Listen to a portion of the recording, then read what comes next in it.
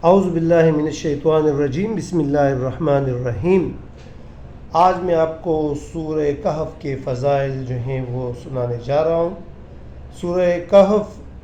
کی پہلی فضیلت یہ ہے کہ نبی کریم صلی اللہ علیہ وآلہ وسلم کا ارشاد ہے،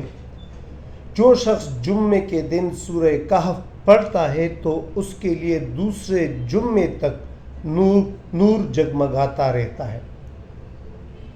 یعنی جو شخص ایک جمعے سورہ کہف پڑھتا ہے تو دوسرے جمعے تک اس کے لیے ثواب لکھا جاتا ہے، نور ہوتا ہے اس کے لیے۔ اچھا، دوسرے حدیث میں نبی کریم صلی اللہ علیہ وآلہ وسلم نے ارشاد فرمایا، جو شخص سورہ کہف کو ایسے ہی پڑھے جیسے کہ وہ اتاری گئی ہے، یعنی تجوید کے ساتھ اچھے انداز کے ساتھ پڑھے، تو وہ پھر دجال کو پالے تو دجال اس پر مسلط نہیں ہوگا، یعنی اللہ تعالیٰ اس کو دجال کے فتنے سے دور رکھے گا، دجال اس پر مسلط نہیں ہوگا۔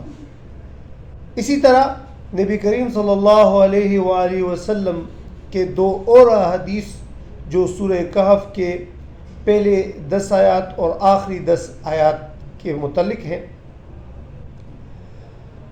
نبی کریم صلی اللہ علیہ وآلہ وسلم نے ارشاد فرمایا کہ جو شخص سورہ کہف کی ابتدائی 10 آیات یاد کرے گا وہ دجال کے فتنے سے بچا لیا جائے گا، یعنی پہلے 10 آیات سورہ کہف کے جس کو یاد ہوں گے وہ دجال کے فتنے سے بری ہوگا۔ اسی طرح نبی کریم صلی اللہ علیہ وآلہ وسلم نے آخری 10 کے آیات کے بارے میں یہ ارشاد فرمایا ہے کہ جس شخص نے سورہ کہف کی آخری 10 آیات یاد کیے اور پھر دجال نکل آیا تو دجال اس پر غلبہ نہیں پا سکے گا۔ سبحان اللہ، یعنی جو شخص سورہ کہف کے آخری 10 آیات یاد کرے گا تو وہ بھی دجال کے فتنے سے آزاد ہوگا، دجال اس پر غلبہ نہیں پا سکے گا۔